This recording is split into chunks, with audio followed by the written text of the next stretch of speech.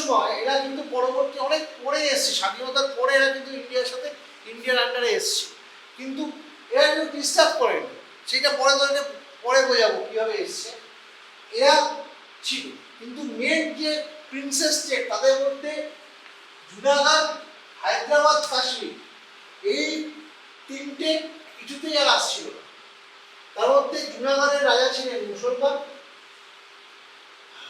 হায়দ্রাবাদের রাজা ছিলেন নবাব ছিলেন মুসলমান, কাশ্মীরের রাজা ছিলেন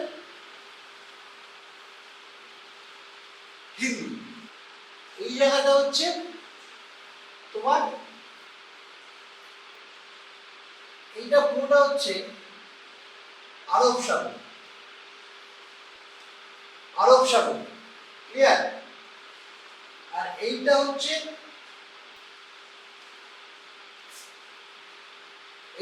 পাকিস্তান, বুঝতে পেরেছি? এটা হচ্ছে গুজরাট, এইটা হচ্ছে পাকিস্তান, এটা হচ্ছে আরব সাগর, এটা হচ্ছে মহারাষ্ট্র, এই পার্টটুকু হচ্ছে জুনাগড়। জুনাগড়ের যারা সিটিজেন ছিল মেজরিটিতে হিন্দু, অর্থাৎ হিন্দু সম্প্রদায়ের মানুষ ওখানে বেশি ছিল, কিন্তু নবাব ছিল হচ্ছে, যিনি রাজা ছিলেন তিনি ছিলেন হচ্ছে একজন মুসলমান। এবারে জুনাগড়ের যিনি রাজা, তার ইচ্ছা হয়েছিল, ভাই আমি তো মুসলমান মানুষ, আমি কি ভারত তো ধর্মনিরপেক্ষ সেকুলার একটা টিম বলছে, এদের সাথে কি করে থাকবো, এখানে থাকার থেকে আমার সেফলি পাকিস্তানের সাথে থাকাটা খুব জরুরি, আমি পাকিস্তানের সঙ্গে থাকবো। চুক্তিপত্র হলো, চুক্তি অর্থাৎ রিটেন এগ্রিমেন্ট হলো যে জুনাগড় পাকিস্তানে চলে যাবে, রিটেন এগ্রিমেন্ট হলো, রিটেন এগ্রিমেন্ট হলো যে জুনাগড় পাকিস্তানে চলে যাবে। 15টা যখন চুক্তি হচ্ছে, 15ই আগস্ট, 1 মাস হয়ে গেছে, ইন্ডিয়া তখন স্বাধীন হয়ে গেছে, ক্লিয়ার? ভারতবর্ষ স্বাধীন হয়েছে কবে? 15 আগস্ট স্বাধীন হয়ে গেছে,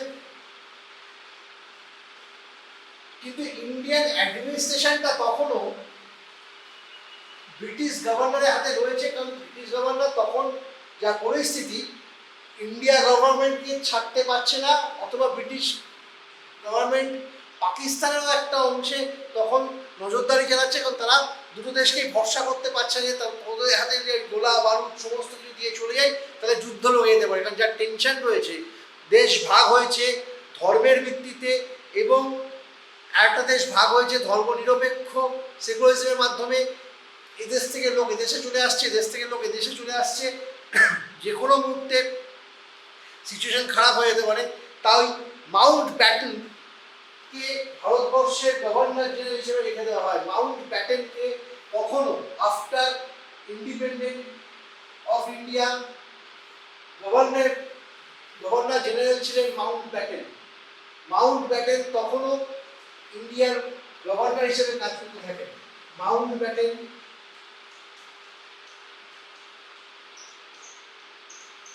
ইন্ডিয়া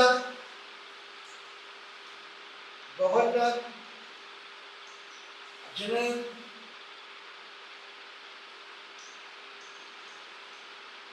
হিসেবে কাজ করতে থাকে, ক্লিয়ার? ইন্ডিপেন্ডেন্ট পরে। এবং মাউন্ট ব্যাটেন ইন্ডিয়ার যে গভর্নর ছিলেন, নিজের সেনা দখলটা তার হাতেই ছিল। আর পাকিস্তান অন্যদিকে প্রথম থেকে আরেকটা টার্গেট করেছিল, পাঞ্জাবও ভাগ করে নিয়েছিল, কারণ পাকিস্তানের একটা অংশ পাঞ্জাব রয়েছে এখনো স্টিল টুডে, আর একটা অংশ ইন্ডিয়ার। এই যে টিভি খুললে দেখা যাচ্ছে বালুচিস্তান স্বাধীন হওয়ার জন্য লড়ছে, শেষ মুহূর্তে লড়াই হচ্ছে, বালুচিস্তান কে দখল নিয়ে নিয়েছিল পাকিস্তান, বলছিল এটা আমাদের হয়ে যাবে, কিন্তু বালুচিস্তান সেই সময় বলেছিল যে না আমরা থাকি ইন্ডিয়ার সাথে থাকতে চাই, কিন্তু ভৌগোলিক অবস্থানের জন্য জিন্না বেশি জোর দিয়ে নিয়েছিল। এরকম অনেকগুলো প্রদেশ রয়েছে যেগুলো আস্তে আস্তে নিয়ে নিয়েছিল। জিন্নার টার্গেট ছিল ভ্যালি, কাশ্মীর ভ্যালিটাকেও ঠিক এইভাবে তিনি নিয়ে নেবেন। কারণ কাশ্মীরটা যদি নিতে পারেন তাহলে ওনার 16 আনা ইচ্ছা পূর্ণ হয়। এতদিন ধরে যিনি রাজনীতি করেছেন সেই রাজনীতি করার ইচ্ছাটা তার পূর্ণ হয়। বুঝতে পেরেছি? পাকিস্তান পাঞ্জাবটাকেও ভাগ করেছে, একটা অংশ থেকে গেছে এদিকে, একটা অংশ দিকে। এই যে এখন টিভি খুললে এখন দেখা যাচ্ছে ওয়ারের সাথে যে পাকিস্তানের অন্তর্গত, পাকিস্তানের ভেতরে বিদ্রোহ হচ্ছে, রেগুলেশন হচ্ছে, বালুচিস্তান আলাদা হয়ে যাচ্ছে পাকিস্তান থেকে। এই বালুচিস্তান চেয়েছিল ইন্ডিয়ার সাথে সেই সময় থাকতে, কিন্তু জিন্না ভৌগোলিক অবস্থানের জন্য জোর জবরদস্তি তাকে নিয়ে নেয়। ঠিক আছে, ওরাও এত বছর ধরে ওখানে থাকার পর, অত্যাচারিত হওয়ার পর এখন ওরা আবার নিজেরা একটা আলাদা কান্ট্রি হিসেবে এস্টাবলিশ করার জন্য লড়াই করছে। টিভিতে আমরা দেখতে পাচ্ছি সেরকম জিন্না একটার পর একটা তখন নিয়ে নিচ্ছে, একটার পর একটা জায়গায় নিয়ে নিচ্ছে। মাউন্ট ব্যাটেন দেখলেন যে ভাই এদিকে তো জুনাগড় চুক্তিপত্র করে নিয়েছে, জুনাগড়ের মানুষ চাইছে না, ওখানে গন্ডগোল হয়ে গেছে, হিন্দু মুসলমান একটা দাঙ্গার মতো পরিস্থিতি তৈরি হয়েছে, হায়দ্রাবাদে গন্ডগোল চলছে। হায়দ্রাবাদটা কোথায় পড়ছে? আচ্ছা, এবার ধর হায়দ্রাবাদটা কিভাবে এসছে, আমি হায়দ্রাবাদের নিচের পাতা ধরি, এবার হায়দ্রাবাদটা আছে। হায়দ্রাবাদ কিভাবে এলো? এটা বেরিয়ে যাচ্ছে। হায়দ্রাবাদটা কোন জায়গায়? ভারতবর্ষের ম্যাপে। এবারে পাকিস্তানে যাতে যেতে হয় তাহলে ওকে হায়দ্রাবাদকে কি করতে হবে?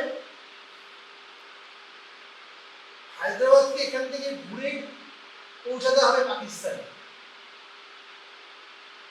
এদিকে তারা 3-4টে রাজ্য পার করবে, করে করে করে করে গিয়ে পৌঁছাবে পাকিস্তানে। এটা কি সম্ভব? বাস্তবে হয় না। তখন নিরন্ত খুব বুদ্ধিমান লোক ছিলেন, আর বল্লভভাই প্যাটেল বিচক্ষণ মানুষ ছিলেন। এরা দেখলো যদি আমরা এটা এদের পাগলামি আমি না আটকাতে পারি, হ্যাঁ, তাহলে এটা খুব বড় ধরনের সমস্যা। এখানকার হায়দ্রাবাদের মানুষ হচ্ছে আবার সংখ্যা, মানে এখনকার বর্তমানে যেটা আমরা বলি সমাজে মুসলিম সম্প্রদায়ের মানুষ বেশি এখানে ছিল। হ্যাঁ, তারাও বলছে আমরা নবাবের সাথে চলে যাবো পাকিস্তানে, পাকিস্তানে গিয়ে আমরা থাকবো, কিন্তু বাস্তবে ভৌগোলিক অবস্থান তো দিচ্ছে না। তখন নভেম্বর 1947 ভারতের সাথে ইন্ডিয়ান গভর্নমেন্টের একটা চুক্তি হলো। হায়দ্রাবাদের HYRD, হায়দ্রাবাদ সংক্ষেপে, হায়দ্রাবাদের সাথে ইন্ডিয়ান গভর্নমেন্টের IND-GOVT, ইন্ডিয়ান গভর্নমেন্টের একটা এগ্রিমেন্ট হলো।